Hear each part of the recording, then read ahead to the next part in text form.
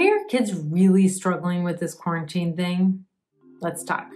What are we going on, like week 9 or 100 here? In this video, I'm going to give you 6 tips on what you need to bring online right now to help your kids feel a little bit better. You know, I've been hearing more and more about kids struggling right now. Like, I think they're at their limit. And this happened about week 7. A lot of my clients were like, I can't. A lot of us hit our limit then, and then, then we're okay for a bit, and then I hit a limit again. You might see this in your family. Different people are struggling at different times. Now, some summer camps were already canceled. Now more summer camps are being canceled. Like, there's not much more to look forward to. We don't even know what's going to happen next year. And it's just a bit overwhelming. And kids younger and younger are really struggling, and families don't really know what to do. So I'm going to give you 6 things to help. And if you need more help, contact a professional. You could, go to my website, jodiaman.com/counseling, and consult somebody. If your kids don't want to see a counselor, that's okay. Book an appointment and consult them about what is going on exactly. And then you could hear about what to do. All right. So here's 6 things. Keep a routine. Now, you've been hearing this all along maybe, and this is not a really rigid routine. Rigidity doesn't really help anyone. It just increases anxiety. But some kind of loose routine will help calm the mind. The mind, when it's unorganized, starts to question and starts to scatter. Our minds want order.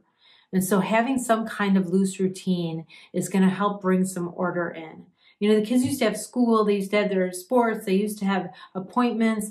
They had their things there was some order to their day. Now, they're up all night and they're doing all different stuff, and they don't have a sense of purpose to their day. And so if you have a loose routine, like they go to bed at the same time, they wake up at the same time, they do work at the same time, they play at the same time, they're eating at regular times, those kind of loose routines is really going to help the mind not feel like it's in constant chaos. So that'll really help. That also helps them look forward to those play times or those good times.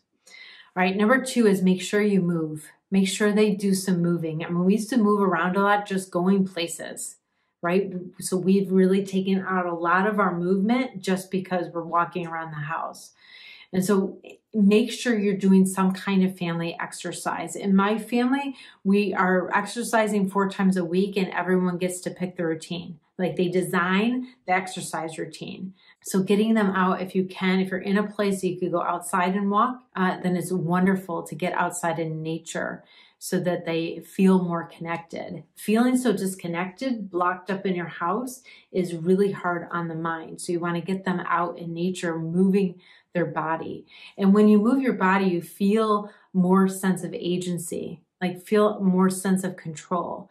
And when you're exercising, it builds confidence. We need that all online right now. We want to come out of this better than before. All right, number 3 is having a sense of purpose each day, having a small goal and achieving that small goal each and every day. They have to be achievable goals. But when a kid has some kind of goal and then they achieve it, and hopefully you'll have fun goals. They're not all work goals. Some of them could be fun goals. This is what we need. This is what I've started talking about the last couple of days. We need novelty. We need novelty to lift us back up. A friend of mine texted me about a 7-year-old who's really struggling right now. And it's like the monotony of every day. So you need the routine, but then you need novelty, right? We need something new to think about and do and have a goal. And so something different. So especially this weekend is Memorial Day. You might be watching this after, but there's still going to be weekends. There's still going to be summer. Try to, at least once a week, have something novel for your family to do. Maybe even more. If it's mini, you could do it more often.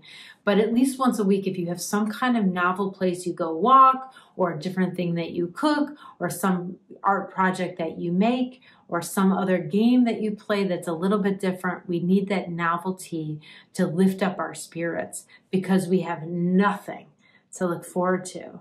And so we need a little bit of something. So number 4 is connect with other people. So connect with people outside your house. So even on video, do some social distancing outside, but make sure your kids are connecting with other people besides you so they feel connected to the world. What really is hard is this sense of disconnection. It's really draining on us because we're social beings and we want to be around people. And so get another family that's a social, your quarantine buddy that you do a Friday night date night with. I had a client of mine, they both ordered pizzas. Two families ordered pizzas from this pizza place that was like make your own pizzas. It was the kit. And so then they got on Zoom and in their own houses made pizza, watching each other, and then ate dinner together. And so that says novel, it's creative, it's different, but there's connection with other people. All right, so number 5 is be creative, have some creativity. And this, I guess, goes along with being novel, but we want the creativity because we need to stimulate that prefrontal cortex. Our brain is highly adaptable. It is so incredible. It solves problems, right? For 2 million years, we were hunters and gatherers. And so we had to survive that kind of world. So our brain is developed to solve problems, solve problems, solve problems. And if you're home and there's no problems to solve, what's going to happen? Your mind's going to search for something to do, and it's going to hook on something negative. And it's very negative consequences on our mental health, obviously.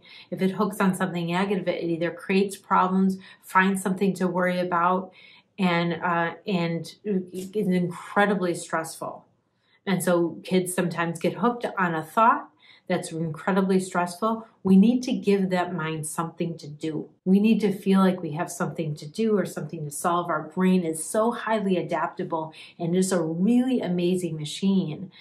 And tons and tons of thoughts are in there, are going through our mind all the time. And if they're not used for something good, they will be used for something bad. And so that's why we want to keep that novelty. We want to keep that creativity. We want to have a sense of purpose. We want to keep moving. We want to keep a routine. Like, this is all to keep our mind happy and healthy and robust. Last but not least, try to stay in the present moment. Try to help them to keep in the present moment. We're not really sure what the future is going to hold, and it's always good to look forward to something, to have something to look forward to, and that could be just this little novel thing that you have coming up later in the week that you're planning. But staying in the present, teach them. This is a great time to teach them meditation or teaching them breathing techniques or doing cuddling and rubbing. The body needs touch.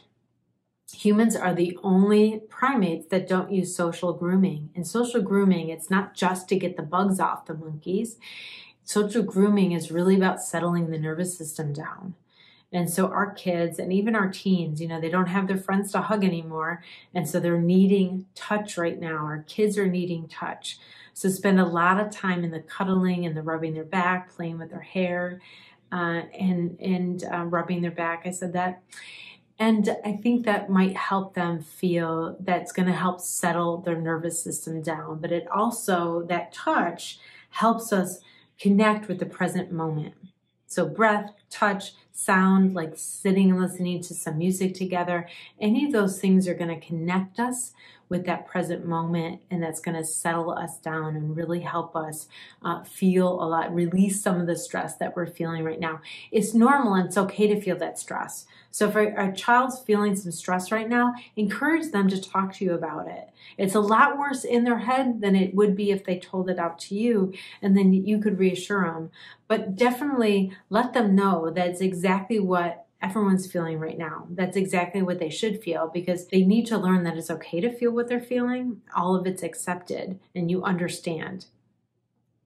And then after that cuddling and validating and understanding, then it's a perfect time to come up with a fun idea of a novel or creative activity to bring yourself out of that. But don't do that too fast. Allow those feelings, because that is exactly the human reaction to what's going on right now, and they're acceptable and okay. And then you could do something fun and silly and have a dance party or something to lift the mood after it's accepted and validated and processed and allowed.